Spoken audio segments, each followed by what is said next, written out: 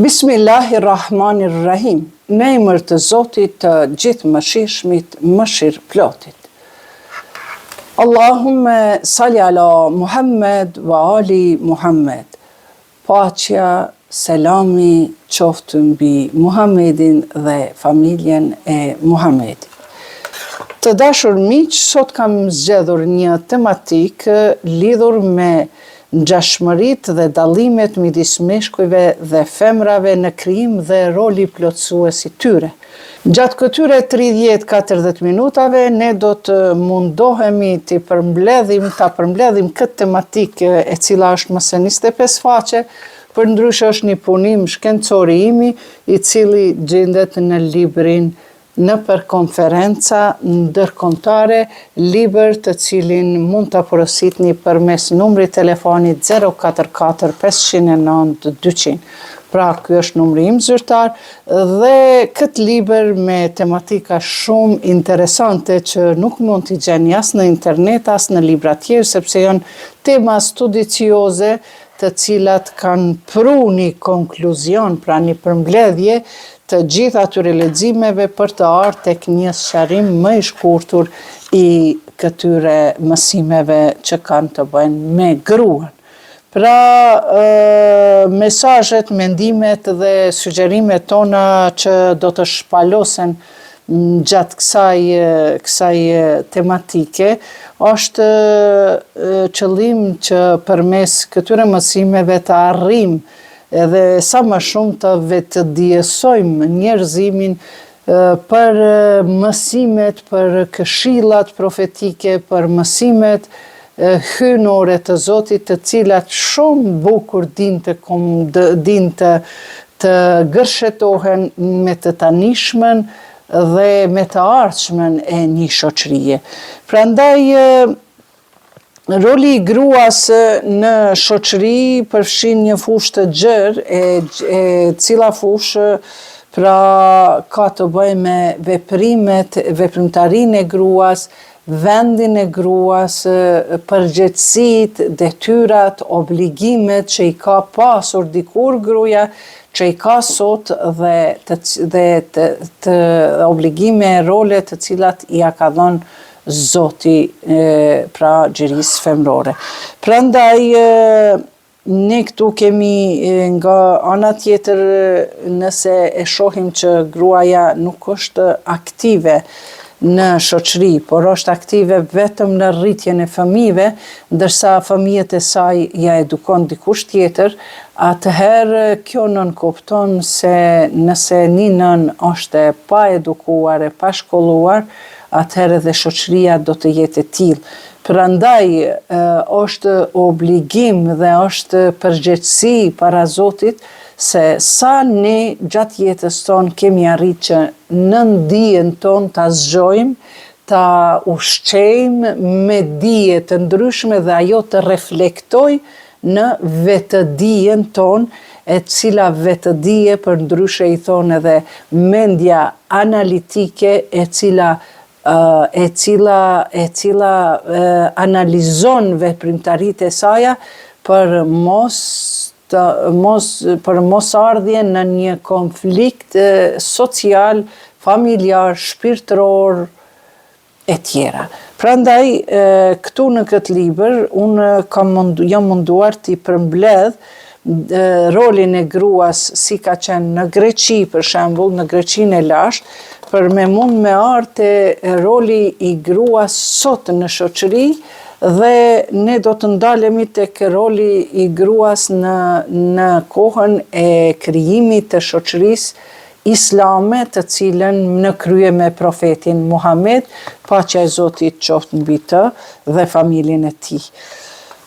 Pra, ne do të cekim pra këtu në rolin e gruas edhe në shekullin 20-21 tani, si ka kaluar gruaja nëpër etapat e civilizimit, qytetërimit, dhe sa mund të arrijë që ajo ta ketë rolin e saj dhe statusin si dhe vendin e saj në familje, në shoqëri, ashtu siç e don Zoti. e jo si që na kanë kurdisur njerëzit. Prandaj pa humbur kohë ne po kalojmë te roli i gruas në Greqinë e lartë. Do me thënë, numër 1, nuk ekzistonte në atë kohë, në Greqinë e lartë, nuk ekzistonin martesat e zakonshme. Si që kemi sot martesat, atëherë në atë kohë nuk kanë ekzistuar, por gruaja ka qenë një robë, një krijesë e cila është shikuar vetëm për mirëqenjen e gjinisë mashkullore, shumëzimin dhe kaq. E dyta, nëse nuk kishte ndonjë tutor, ajo ishte e varur nga mbreti. Pra të gjitha ato vajza, ato gra të cilat nuk kanë pas jetim, nuk kanë pas nanën apo babajnë e saj, ose nuk kanë pasur tutor, pra mbikëqyrës, kujdestar, atëherë ata fëmijë i kanë takuar mbretit asaj kohe. Dhe normal që ata fëmijë kanë qenë robët e mbretit. Në Greqinë që ne e dim si civilizimi kulturës, por ja se çka është bërë me gjinin femrore. Bashkëshorti e konsideronte atë si sklave, si robënesh dhe detyronte ta thëriste zotëri, patron, zotëni, jo me thonë i dashur ose burri im ose diçka, se s'ka ekzistu martesa, s'ka ekzistu pra ai zakoni i martesës. Prandaj ajo është detyruar ta thirrte zotëri e kurse si me emrin e tij. E katërta, thotë gjatë periudhës së menstruacioneve ajo konsiderohej si e ndyrë, mbyllej dhe jepnin ushqim përmes sportelës. Ndërkaq në Kur'an, në gjuzin e 3 që e kemi lexuar dje, mu të ky ajeti, verseti kuranor, i cili thoshte se gratë në kohën e menstruacioneve janë të smura, do më thënë është si sëmundje e konsideron, si sëmundje e lehtë, pra e konsideron menstruacionin, atë periudhën e menstruacioneve, ndërkaq në Greqinë e lashtë ata e pas kanë konsideruar si të papastër, si të ndyrë dhe e pas kanë mbyllur në kafas. Merreni me mend. Tani këto ishin pra 5 pika sa i përket gruas në Australi. Të nderuar miq, ju që jeni studicios dhe ju që dëshironi të bani tematika të ndryshme, janë këtu shumë tematika që i kam përmbledh në këtë libër, gjithashtu janë të marra edhe me referenca, por ky libër momentalisht nuk është në website, edhe pse do ta vendos pasi që të bëhet shitja, se kam nevojë me shit. Pra pasi që të bëhet shitja, ky libër do të vendoset edhe në website-in tim, www.iqbalebh.com. Prandaj ju që jeni studicios, që dëshironi me përgatit tematika për fakultete, për shkollat meste, për doktoratura, magjistratura, mund ta shfrytëzoni këtë libër timin i cili ka referencat dhe ka normal mendimin tim për ato çfarë flas. Gruaja në Australi, jo në Austri, po Australi, konsiderohej si një kafshë shtëpiake, tmerr. Ishte mjet për plotësimin e pasioneve dhe shtimin e popullsisë. Do më thonë, vetëm është një objekt që duhet me i plotësu mashkulli epshet e tia dhe me lind fëmijë. Asgjë tjetër. Në Australi pra, në kohët kur mbretëronte uria, gruaja mbytej dhe hanin mishin e saj. Do më thonë, gruaja është mbyt, nuk është mbyt mashkulli. Nuk kishte të drejtë ta shoqëronte bashkëshortin gjatë ngrënjes, por priste te pricën e ushqimit për t'u ngirë. Pra, çfarë gjendje pas ka qenë? S'ka pas drejt me u ul në sofër, në tryez me burrin. Ajo vdiste pa trajtim mjekësor dhe pa mbikëqyrje të afërmve. Katastrofë. Do më thënë, s'ka pas të drejtën ajo me shku, me u vizitu të mjeku. Nëse kishte jetë të gjatë, në shumicën e rasteve, ajo mbytej duke e kapur për fyti, ose duke e prirur nga ushqimi. Pra, nëse ka jetu shumë, është desh të mbytet. Qaq i pavler ka qenë roli dhe pozita e gruas. Dashuria ndaj prindërve ishte e tillë që kur prindri mbushte moshën 14 vjeçare dhe vuante nga një smundje pleqërisë, e varrosnin për së gjalli. Do me thonë, se shumë ka pas ndonjë smuje, nanën e kanë marrë dhe e kanë varros për së gjalli. Në Zelandën e Re, femrat përdoreshin për t'i bartur peshat e rënda, sepse konsiderohej çburrërim nëse burrat ngrinin pesha. Gruaja në Afrikë.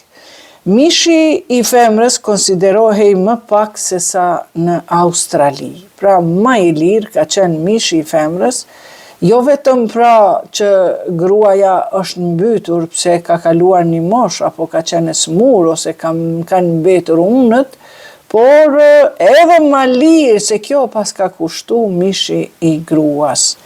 Në shmereni me mend çka mundet ma keq se kjo që i ka ndodhur gruas në Australi, në Afrikë. Pra kjo është mishi i femrës konsiderohej më pak i vlerësuar se sa në Australi.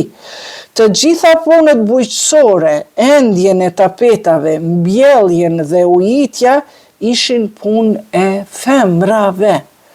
Mos u habitni sepse edhe në Shqipëri, për shembull, edhe ende sot në vendet malore, femra nuk konsiderohet aq me vlerë sa që kemi parë edhe foto ku gratë e barin peshën. Po dhash zoti që ato të jenë vetëm foto të rastit e të mos jenë tradit që burri të hecë para gruas pa barë mbi shpinë, e gruaja të ecë mas burrit me dru, me barë mbi shpinë. Prandaj edhe këtu femrat ishin berber, ishin hamal, dhe kirurgët ishin krejtësisht femra, ndërsa burrat merreshin me rroba qepsi, larje rrobash dhe nganjëherë me punë metali. Çmenduri. Burri të jetë rroba qeps e gratë të jenë bartëse të hamale, berbere, tjera. Armët, kjo jemi të folë në Afrikë, armët, veshjet dhe kapelat e burrave ishin të shejta dhe nuk guxonin t'i preknin me dorë. Do me thonë çfarë mentaliteti, çfarë bestytnie, pas kanë qenë të shejta armat, kapelat dhe rrobat e burrave. Në ishujt marçuises, mishi, pulat, frutat e kokosit dhe arrat ishin ushqim vetëm për meshkuj, e kurse si për femra. Tani po kalojmë në gruan në Amerikën e Veriut. Femrat siguronin ushqimin e familjes, ndërsa burrat dëfëreheshin.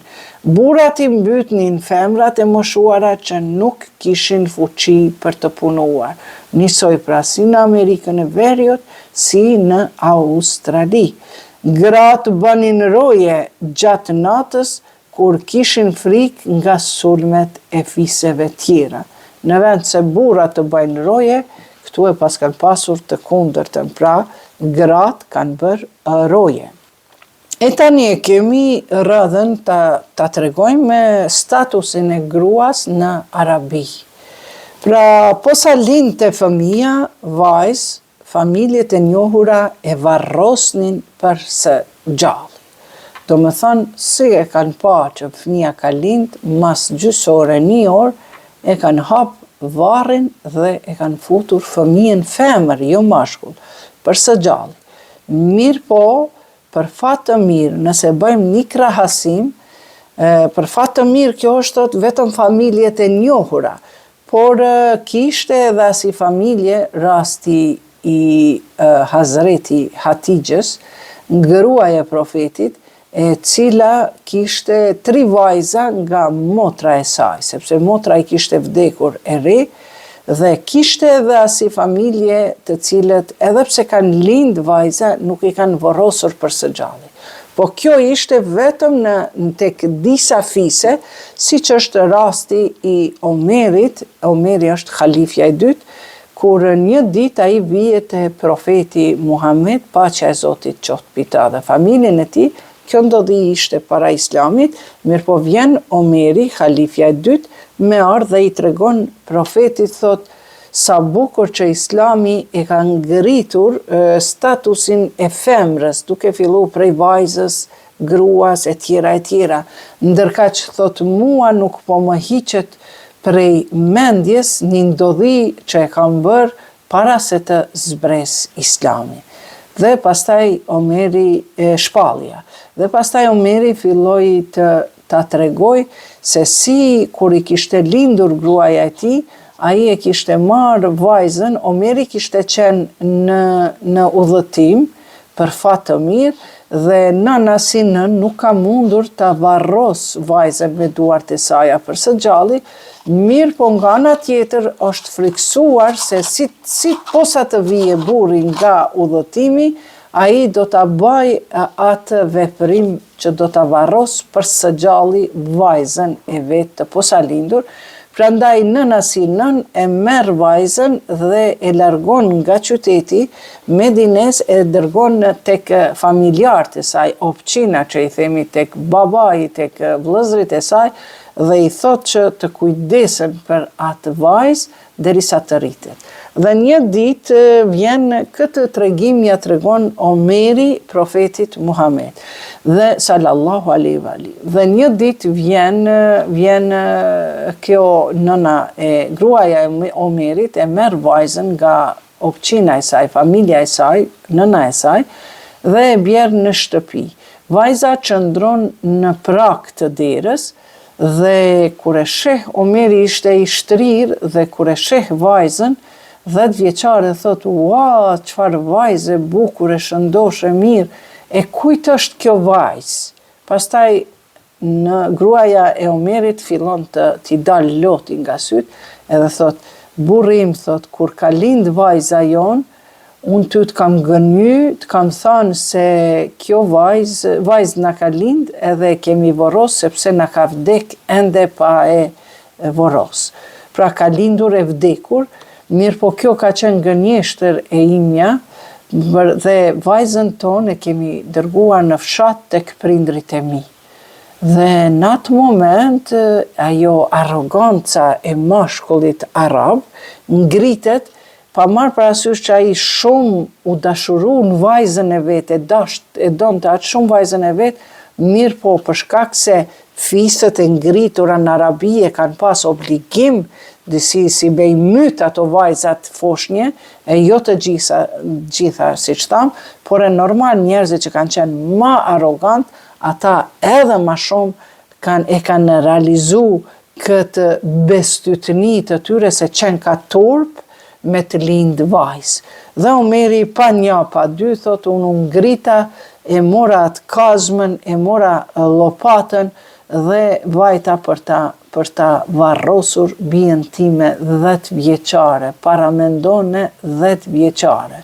Mirë po, vajza nuk ishte në djeni se për çfarë po e hapte baba i saj varrin. Dhe posa e hapi varrin, ai ja mori, duke e hap varrin, vajza ja fshinte djersën babës vet, merreni me mend sepse nona i tregoi, ky është baba jot, dhe nona i tregoi që është baba i saj, dhe ja fshinte djersën në ball, dhe pastaj Omeri pa një, pa dy e mori dhe ja lidhi duart vajzës të saj, dhe e futi 10 vjeçaren në varr, merreni me mend, Omeri, që na i them Omer ul Faruke, kemi shumë respekt për ta, jo të gjithë muslimanët, por e njohin pra si halifja e dytë, dhe ai kur shkoi te profeti thot, ja Resulallah, o i dërguar i Zotit, thot, s'po më hiqet prej mendjes, se unë tha, kur ja lidha durt dhe futa në varr, dhe pastaj i hudhsha dheun mbi trupin e saj, e nga gjoksi i saj dheu kërcente me të madhe, për të ngrit dhe kështu vajzën time e mbyta me duart e mia në moshën 10 vjeçare, para mendoni, pra çka ka mund me baba për një vajzë, për shkak rolit femrës që s'kan pas kur një qfarë rol në atë kohë. Dhe çka i tha profeti, tha, largoju, tha, prej meje se po vjen era xhehenem, por tha ti e ki falë, se kjo ka qenë kohën e gjahiljetit, ignorancës. Mirë po, për fat të mirë, jo të gjithë i kanë mytë gratë, po thash, vajzat foshin, po thash për arsye se ata që e kanë majt vetën, na jemi kush jemi, ata i kanë bë këto gjanat. Zoti na falt. Pra, pa ngruaja në Arabi, po sa linte fëmia, vajzë, familjet e njohura e varrosnin për së gjalli. Burri ishte një qenie brutale, arrogante, më i egër se kafshët në Arabi. Ai nuk ishte mëshirë as për fëmijët, as për gruan e tij. Prandaj, në kohën e para islamit, në kohën para islamit, në Arabi, burrat i kishin nga 10 gra, po as janë kanë të veta, s'kanë qenë të vetat ato, po i thoshte që këto janë robneshat e mia, këto janë gratë e mia, dhe i dërgonin natën në për shtëpia me flamurat kuq, dhe ato pastaj aty i shërbenin meshkujve tjerë me epshet e tyre, me marrëdhëniet intime, dhe në mëngjes vinin tek shtëpia e burrit i cili i konsideronte si gratë veta dhe i kishin nga 10 nga 20, prandaj edhe Zoti në Kur'an e zbreta versetin kuranor, ju mund të martoheni por me 2, 3, 4, po më mirë për juve me 1, për të qenë të drejtë. Dhe kështu pra e reduktoi numrin Zoti prej atymve shturjeve morale që kishin mashkujt arrogant, mashkujt brutal të Arabis, që ishin më të egër se kafshët, dhe e zbriti numrin në 4 gra, por edhe ata thot më mirë për juve në 1 nëse jeni të drejtë, sepse i ka ditë Zoti çfarë popull brutal kanë qenë, por gjithashtu edhe pas kësaj lejese që të martohen me 4 gra, ka qenë e mundshme, Zoti ja tregon, ja mëson njerëzimit edhe normat se ku e ka vendin ajo gruaja jote në shoqëri. Mandej, gratë shiteshin dhe bliheshin si kafshët e barrës, pra ato kuajt, pelat, devet, pra si kafshët e barrës, as si lopë, se lopa nuk barë, po jep ushqim, jep mishin e tjera. Do më thënë e kanë konsideru vetëm si kafshë e barrës. Dhe pasi dhe edhe shumë gjana tjera ku femrës në një farë mënyra nuk ishte një farë rol në shoqëri.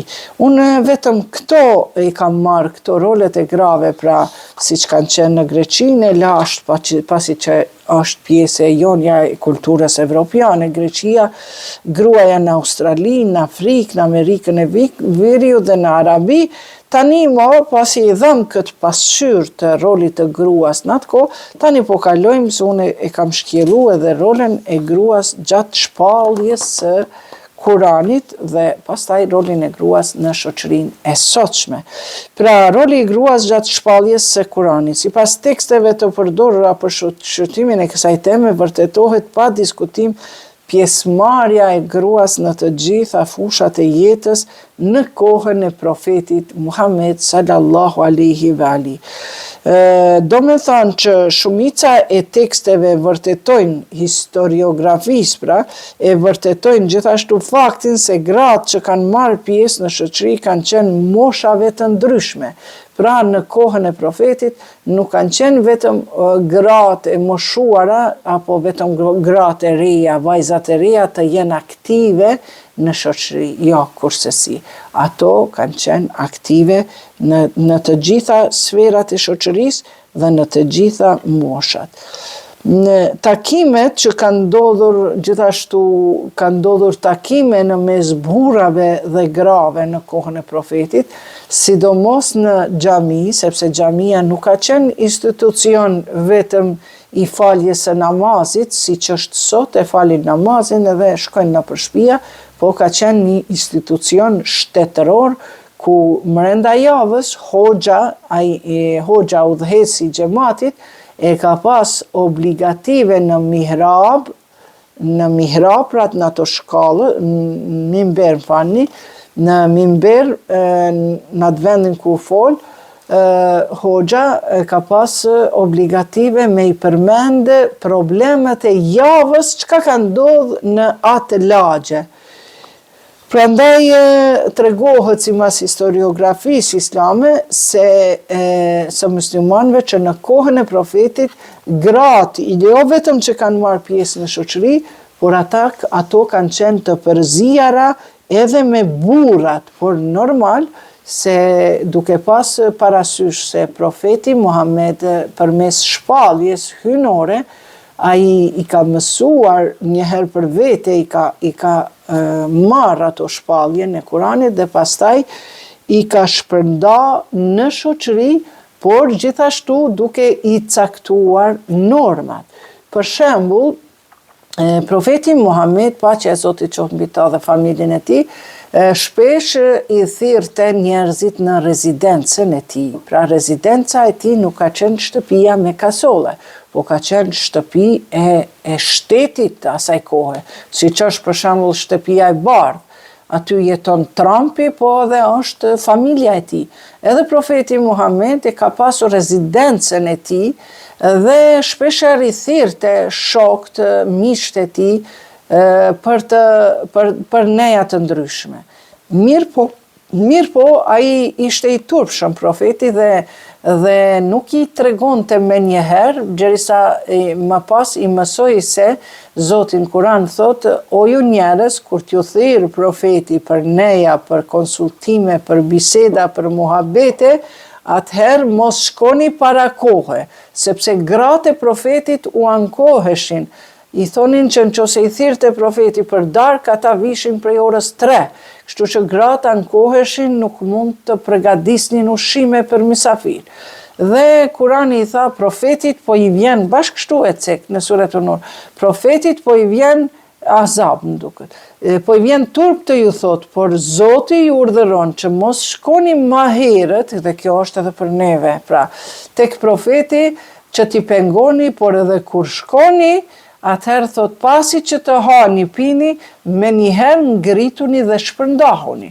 Që i bie që edhe nëse ju ka thirr profeti Muhammed, nuk do të thot ta natën me net. Pastaj gratë filluan të ankoheshin, sepse u dëgjonte edhe zoni mashkujve, u dëgjoshin edhe shaka të ndryshme, ndoshta edhe provokime, atëherë prap Zoti e zbriti normën për gratë dhe i tha, o ju gratë e profetit, ju nuk jeni si gratë e tjera, prandaj keni kujdes, mos e lajkatoni zërin kur të flisni, si jeni mirë, mos e lajkatoni zërin e juaj, por bëhuni modeste dhe thot, sepse mos e lajkatoni zërin e juaj, sepse ka zemra të smura, pra zemra jo në atë aspektin kardiologjik, pra, por në atë aspektin që në zemrat e veta mbajnë zili, mbajnë hasret, sepse normal që e kanë xhelozu profetin që çaq bukur, çaq mirë ka ditë me jetu me gratë e tia, po për normal që Zoti e ka këshillu se si duhet të jetoj burri, gruaja kur të vinë mysafir, dhe thotë mos e lajkatoni zërin tuaj dhe flisni prapa perdeve. Që do me thonë edhe në kohrat e tona, unë shumë mire majnë mend, kur u bëjshin darsmat sende, burrat veç, gratë veç edhe e qetshin një litar edhe vendoshin aty ato qashafat, që të ketë pak perde në mes burrave dhe grave. Kjo pra ishte se si profeti Muhammed, paqja qoftë mbi ta dhe familjen e tij, përmes urdhrave të Zotit ka kriju një etik të sjelljes në shoqëri, e jo të ndahen burrat veç, gratë veç, sepse kjo praktik është e arabëve, sepse arabët i kanë nda burrat veç, gratë veç, po vetëm kur i kanë pas ato dansëzet e veta, ka mund ajo dansëze atë valtarët e veta me kalu të burrat për epshet e tyre në Beitul Ghida, shtëpia instrumenteve, si me thonë sot në për restoranet e ndryshme. Mirë po edhe sot nëse shkoni në Arabi, bile edhe këtu në Kosovë, e kanë marrë një tradit arabe e jo islame, sepse kur shkon këtu në tërë ato familje që janë më radikale, nuk dalin gratë me përshëndet mysafirin. Ndërkaq për shembull, unë kam shku në shumë vende, njëherë m'ishte rasti në Turqi, shkova, edhe unë e kisha shoqe timen, po edhe burri i asaj ishte shoku i burrit tim. Dhe na shkum, si me thonë pak ma herët në ora 3, sepse ishim dolem prej hotelit, dhe burri i saj ende nuk kishte ardhur në shtëpi. Pastaj mbesoni jemi detyru 4 orë une me nejt vetëm me atë gruën e burri im me nejt vetën në një dhomë tjetër. Ndërka që kundër të kësaj, kam shku në shumë vende, për shembull në Iran, unë kam shku disa herë dhe kam pas rastin që duhet u desht me shku me burrin tem në për shtëpia, me pa kulturën e tyre, na thrisni shpërdeka për darka, edhe kur e krahasova ishte si dita me natën, sepse gratë muslimane, iraniane, që janë besimane të besimit shiit, ato rrinin së bashku me mysafirin pa pik problemi, por normal ato i kishin veshin një lloj sikurse kur delnin në rrugë, por gjithashtu edhe e kishin kujdes me zërin e tyre. Prandaj, këtu duhet me i dallu kulturën islame dhe kulturën religjioze, sepse na si shqiptar, shpesh herë si shqiptar, na shpesh herë arabizohemi, i marrim kulturat e huja dhe i fusim në familje tona, ndërka që Zoti në Kur'an thot, siru fil ardi, udhëtoni në përbot, udhëtoni dhe shikoni se çfarë kanë bërë të parët e tyre, çfarë gërmadha kanë lënë pas vetes. Pra, kur shkojmë ne për me udhëtu në përbot, nuk është qëllimi jonë që ne të udhëtojmë në përbot edhe të shohim traditat, ushqimin, hotelet, ato këto. Okej, ato janë pjesë e udhëtimit tuaj, por nëse ne udhëtojmë në përbot për të hulumtuar të parët e tyrve se si kanë qenë, qa kanë punu, si kanë jetu, atëherë na e kemi kry një urdhër të Zotit. Një urdhër të Zotit, sepse Zoti thot udhëtoni në përbot, por ju që udhëtoni në përbot, me njëherë përgatit në një 100 euro, apo varësisht një 50 euro që hapi i parë, vizita e parë të jetë në për muzeet e ati qytetit, sepse kur shkon ti në muzeun e Kosovës, kur vinë të huajt numër 1, ata dëshirojnë që të shkojnë në muzeun e Kosovës. E kur shkon në muzeun e Kosovës, ke me pa hyneshën në fron, ke me pa lloj mjete arkeologjike të vjetra, të cilat tregojnë civilizim. Pra, sa më i vjetër që je si shtet, aq më i civilizuar, aq më i qytetruar do të jesh. Prandaj të nderuar miq, për me vendos, pra po flasim me nëndia dhe vetdia. Pra ne nëse e marrim e lexojmë një ajet Kuranit vetëm ashtu, si libër leximi nuk kemi kuptu asgjë dhe nuk do të jemi të shpërblyer për atë udhëtimin ton. Po do të kënaqemi, për shembull shkon në Dubai, çka kive pa përveç gjanave të reja që janë ndërtu para 50 viteve. Kur gjë të civilizuese nuk keme pa. Keme pa civilizim të modernizmit, të kulturave të ndryshme, të amoralitetit besa, po edhe të moralit, sepse ka njerëz që kanë jetën e tyre asisoj. Prandaj të nderuar miq, u lidha me këtë se thash, kultura turke dhe arabe ishte që burrat edhe gratë të rrinin veç e veç, por burrat kishin të drejtë ta merrnin valltarët në nejen e tyre. Edhe në Turqi, për shembull, edhe sot e ketë njëjtën, Mirë po, sot është pak më ndryshe, shkojnë në për restorane, ndoshta edhe ka të tilla vende ku edhe burrat edhe gratë shkojnë. Mirë po, në islam është krejt ndryshe, pra dallone kulturën religjioze dhe kulturën e atij vendit, e turqve, nacionalitetit, e një kombësie, atë një populli.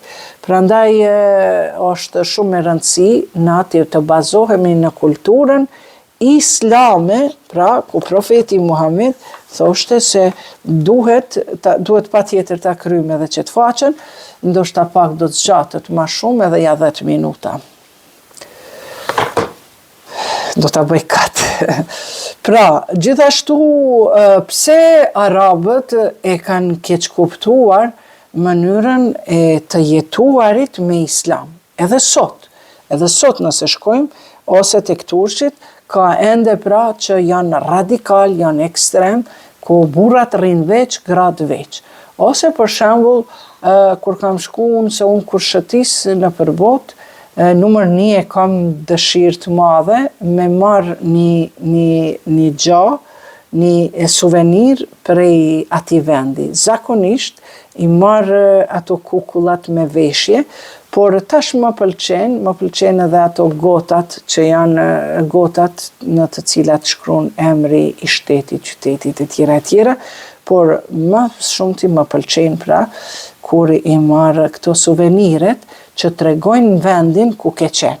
Dhe e dyta, ti e ke kryer një urdhër të Zotit që ke qenë, ke vizitu një shtet ku Zoti thot siru fil ardi, udhëtoni në përbot. Unë e habitem me njerëzit, gjerisa ju, sidomos gërbeqarët që jeni, gjerisa e ke nonën gjallë, babën gjallë, e janë të prindrit e juaj, sepse ata një ditë vdesin dhe ju do të keni kohë për me shëtit botën. Mirë po, mu më befason rasti kur ata vinë në Kosovë, rrinja 4-5 ditë dhe huxhu me drejte, në Ulqin, drejte, ku ta di unë në Durrës, në Shqipëri, shkojnë edhe çka keni bo me ato, kur gjo. Vetëm në ky udhëtim juaj nuk ka ndonjë shpërblim. Spaku, kur shkonin në Ulqin, apo qonen të ajo kalaja, le të shohin fëmijët historinë atij vendit, ose në Durrës, por çdo vjet. Nuk jam vlen. Prandaj nëse keni para, merrni rezervime të ndryshme, jo vetëm deti, po kapni patiket, si i thoni patina, shka i thoni patiket, na i thojmë, vishuni trenerkat, leni shtiklat në për shtëpia dhe merrni fëmijët për dore dhe shëtitni çdo vjet një shtet. Sidomos ju që keni mundësinë, që keni Schengen, viza e tjera. Vazhdojmë. Atëherë keni kry urdhrin e Zotit. Atëherë për ato që ju ka regjistru Zoti në nëndjen e juaj që të udhëtoni në përbot dhe të shihni se çka kanë bërë të parët e tyre, atëherë ju vetë dijesoheni dhe krijoni civilizim, krijoni njohuri për të cilat nesër fëmiu i yt nesër ka me qenë me një grad më të lartë në shoqëri, sepse ai e regjistron mënyrën e jetës së babait të tij dhe kështu që keni me qenë më kompakt me fëmijët e juaj. Ajo ju me i këshur traditat edhe prej Gjermanisë, drejtë në Kosovë, 2-3 ditë nona dhe huxhum drejtë në Ulqin, drejtë në Shqipëri, drejtë në Greqi, edhe çka në deti, në Cullakina e gjana tjera, duke mos e ditur madje që edhe ajo rrezikja është e dëmshme për lëkurën e juaj. Madje vetëm po kanë punë gratë me shku me lasera e ku ta di unë me përtëri lëkurën, sepse lëkura normal po i bëhet këtë pika, nuk e ka elasticitetin, nuk e ka bukurin, nuk e ka ndjesin ajo lëkurë, se ndryshe është kur ta prek një lëkurë ku nuk e ka prek dielli, se për shembull edhe kjo pjesa këtu nuk preferohet me u pa, sepse këta nuk e prek dielli, ndryshe është kur e prek dielli trupin, ajo ndryshe është kur nuk e prek dielli aq shumë. Normal, duhet me prek, po jo edhe aq shumë. Pra edhe ndjesia e lëkurës më nuk është si e jotja. si çështa ka kriju Zoti. Prandaj mos vraponi vetëm në përdetra, po gjeni edhe rrugë tjera. Mirë po, ka tekste, si ka met kjo në tek populli musliman që të ndahen burrat edhe gratë. Për arsye se në kohën e profeti paqja qoftë mbi to dhe familjen e tij, edhe në kohën e sahabeve, shokëve të tjerëve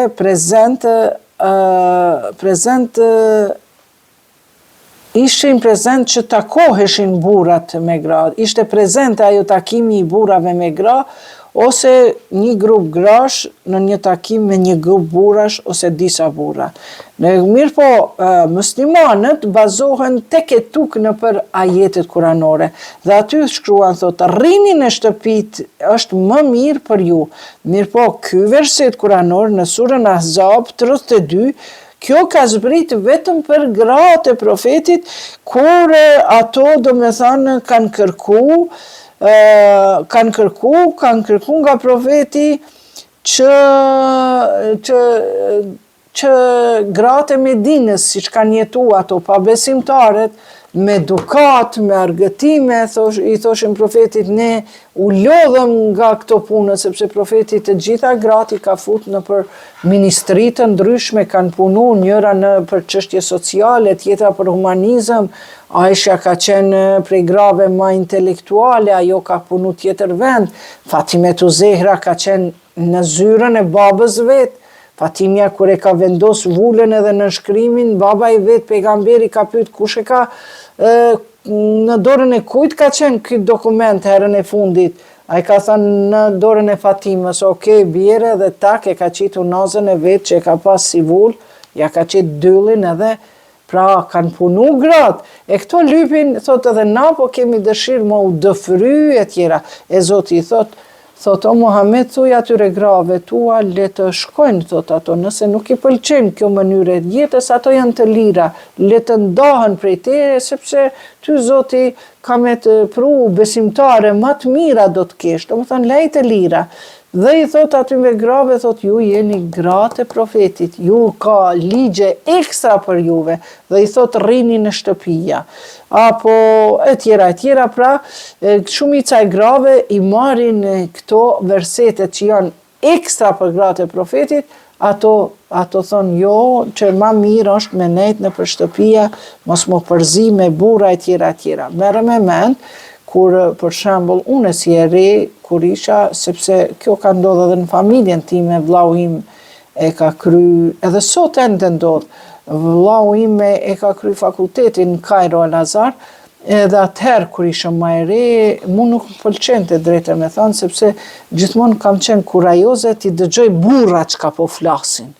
Sepse te gratë nuk ishëm tjetër muhabet përveç për fashion, për modën, a e pa cila këngëtare çka ka vesh, çka ka bë, a e pa filonja, fistekja u ka nda, u ka shkurorzu, do më thënë nuk kam gjetë veten te gratë, nuk e kam gjetë veten në atë kohë. Dhe pastaj me kalimin e kohës kur unë njoftova me Ehli Bejtin, që këto mësime dhe I kam shkruajt në librën tim, pra, kush dëshiron mund të lajmërohet 044 509 200, dhe kur unë njoftova me Ehli Bejtin e pash që nuk qenë ka të gjithë muslimanët e njëjta mënyrë, që burrat e rrishin të baba jem, agja, mi gjallar, djem të agjës, misafir që vinin, rrinin burrat veç, gratë veç. Na si vajzat reja, si nuset reja dhe të vjerrit gjithashtu, na ishim vetëm shërptore, kur kemi mund mu eduku me emancipu. Ndërkaq kur rasisht dëgjonim na hynim për me shërby, për mja qu tablën, deri te dera dhe u duke me trokit, atëherë aty e ndëgjoja ndonjë muhabet madh për shoqërinë, për problemet. E kështu nëse na e ndajmë burrin gruan prej burrave, po normal nuk mundesh ti me hyjtë në mesin e burrave, me pas gjoksin huqe, me pas minifunde, me pas me art turp njerit me nejt para teje edhe pse e ki kunat.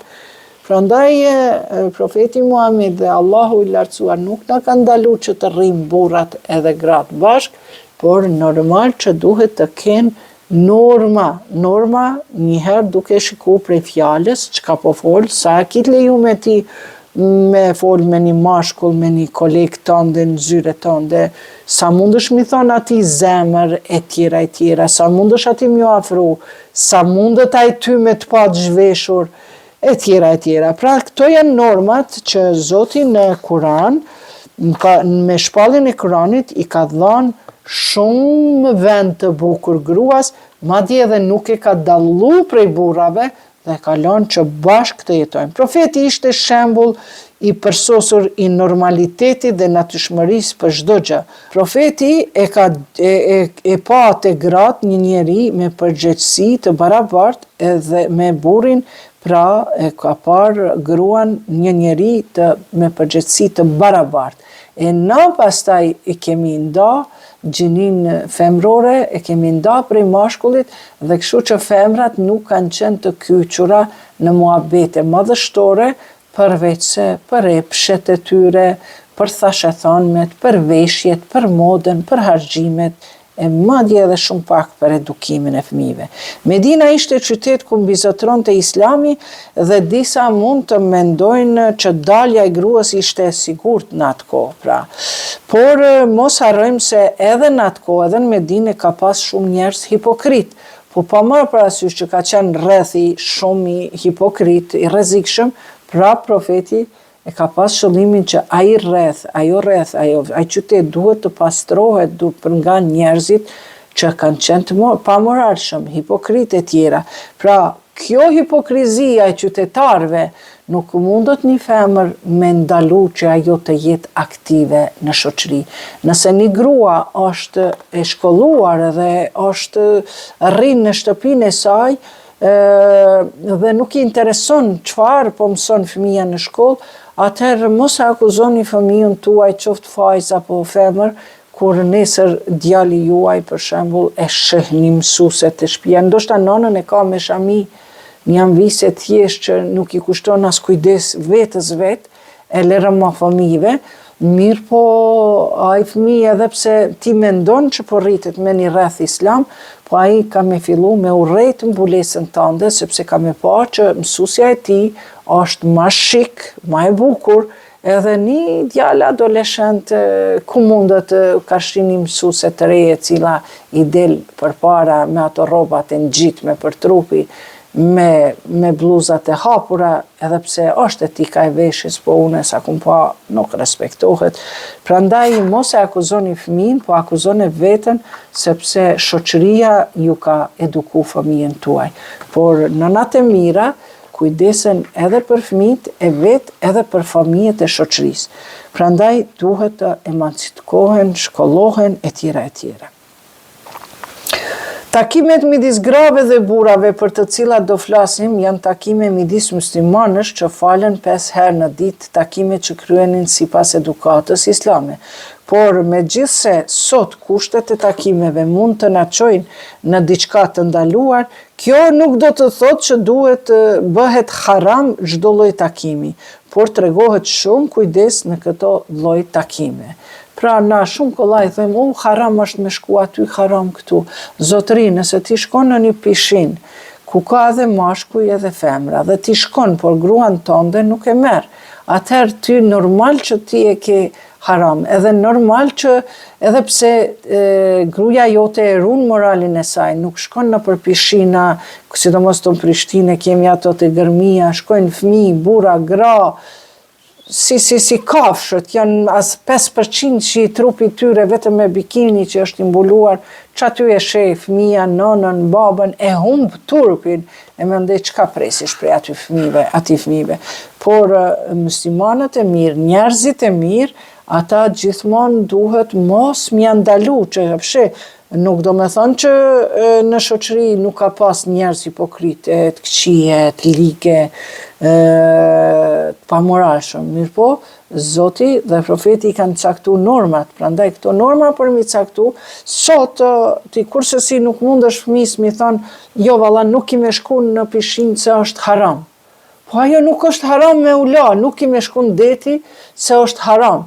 Nuk është deti haram, se Zoti nuk e ka shkruar në Kur'an që është haram me shku në deti. Mirë po normat të cilat i kanë vendosur jo besimtarët, madje normat e tyre janë haram, janë sepse kërkundër nuk është shkruar që është obligative, dënohesh me ligj nëse ti futesh me rroba në deti. Po jo duhet me bikini, pse kush e ka vendos këto? A e dini që Marilyn Monroe në 1951, mos gabofsha, ajo ka bo revolucion të moralit të gruas. Ajo ka fillu e para me u zhvesh. Mirë po deri atëherë, gratë kanë hy, e kanë përdor detin, kanë hy me rroba në deti. Deri atëherë, gratë për mi sheshir e kanë pas shamin, do më thënë kanë pas një qëndrim një veshjet bukur.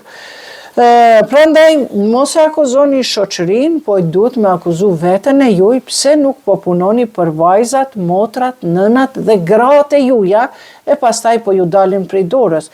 E ma e keqja e kësaj, kur edhe po i merret të drejta e grave, sepse shkoni në Gjermani, në Zvicër, unë e vllaun e kam në Amerikë, edhe bashkë çështja e mbulesës është problematike dhe ai thotë se te na shkojnë në moshën 7-8 vjeçare vajzat shkojnë në shkollë me shami pa pik problemi, sepse populli i Amerikës është popull, pa marrë parasysh regjimet që mua definitivisht nuk më pëlqejnë, nuk janë humane, sidomos kur është ajo që i sundojnë popull tjerë, kolonializojnë, e bëjnë lufta e tjera, mirë po vetë populli i Amerikës është popull shumë human dhe ja jep të drejtën vajzës 7-8 vjeçare, dëshiron me qit kryqin, e qet shamin, s'ka problem, vetëm e shikojnë se a jep siguri mbulesa e asaj vajze, apo dikush don me var, jo kryqin, po një thik don me var, ose një revole. Ata vetëm e këshyrin, a jep siguri veshja, apo ato, që me thonë, ato equipment, ato mjetet, ato zbukurimet që i kanë, a japin siguri, që ose nuk jep siguri ti me marë një altit vogël, ose një thik me varë në qafë, normal që të ndalon, ama ti në që ose e qet një kryq, e qet një shami, ajo ty t'jep siguri. Prandaj në Amerikë, për shembull, në demokracinë e tyre, ata nuk ta ndalojnë ty që ta vesh mbulesën. Ndërka që te na, lene që burrat musliman, nuk që jemi 95%, nuk punojnë për kulturën, edukatën, moralin e gruas, nuk punojnë, baba nuk punon që m'ja siguru gruas vetë një vend ku mundet ajo me shku një fitnes, apo një shëtitje në për park, një ushtrime në veglat e parkut, pra edhe gratë që të shkojnë të ushtrojnë të veglat e parkut, nuk ja sigurojnë. Pse s'ja sigurojnë? Sepse për parim rama, këtu në parkun e qytetit, që bukur i ka bo ato veglat, ato veç po dryshken. Po, a dini pse? Sepse i ka bo për rreth rrugës zotnia. O zotni, shko s'paku midis parkut qytetit bëni ato veglat për sport. Po, a dini qka ka midis parkut qytetit? Kur kalon aty, duhet me mshel undën, sepse i vjen qësh janë pishat, rrugët janë të ndreqme për me shku të restoranet dhe të parku i fëmijëve, ndërka që një pishat e shpeshta në bredhat, mrenda në midis të parku qytetit, aty konsumohet droga, rinia, ka kafiqi ekstra për konsumim të drogës. Prandaj, në vend se në atë vend mi qit equipment, pra këto mjetet e punës që me ushtru njerëzit, për parim rama, zotnia i qet për rreth rrugës ku është frekventive, ku minimumi mrenda 2 minutave kalojnë 50 vetura, minimumi, nëse nuk ka komunikacion. Prandaj të nderuar miq, vetëdijsohuni sa i keni fëmijët e vegjël, se pastaj fëmija thot, mam, nuk e punu ti që unë me qenë e aktive, e lumtur dhe e mbrojtur nga mëkatet. Sepse s'ke punu, sepse u desht me i thonë fëmijës tem, jo, mos shko aty dikun në një vend ku ka alkohol apo ku ka shfrenim të moralit, apo ku ka pishina, ku gratë janë gjysmë lakuriqe, burra, çfarë gjysmë, 10% të mbuluara, burrat gjithashtu, ti nuk e punu që nuk e kërku, pra nga ky shteti jot, ku ti po jep tatimet edhe s'po të pyesin nëse nuk e jep tatimin e shtëpisë, ai po ta hyp interesin sa që po të bëhet ma shtrejt se tatimi, atëherë nëse unë ja jap tatimin e shtëpisë, apo lloj finesa tjera, çfarë është ajo qeveri që nuk i deset për mu? Po qeveria normal, si intereson shumë, sepse ju s'jeni të interesuar. Mandej interesoheni me dhënë pare, me shëru fëmijët e tanë prej moralit, se ka dhe smundje morale, ka dhe smundje psiqike, se morali, mos pasja e moralit bjerë të smundja psiqike, vrasje, mbytye, të mvarur nga narkotikët, nga gjana tjera, nga alkoholi, të mvarur bëhen edhe prej gjanave që duhet pa tjetër, me shku çdo natë në klub natë, e tjera. Të nderuar miq, unë u mundova pra me tregu rolin e gruas në shoqëri nga ky libër që ka qenë një prej tematikave të para që unë e kam bajt në një konferencë internacionale, ndërkombëtare, në Teheran, dhe ky ka qenë punimi im shkencor, të cilin e kam prezentu, normal e kam prezentu me slide show, më falni, dhe kështu mundova me pika shkurta edhe juve t'ja shpjegoj, dhe besoj se keni me të kënaqur. Pastaj kemi rolin e gruas në shoqërinë e sotshme, statusi në krijim, qysh i kanë thonë se gruaja është e krijuar prej brinjës, katastrofë, ashtu nuk thuhet në Kur'an, po në Bibël e tjera, kështu me radhë. Prandaj të nderuar miq, me kaq e përfunduam sot këtë ligjerat dhe po vazhdojmë me leximin e Kuranit. Paqja e Zotit qoftë mbi ju. Asselamu alaikum.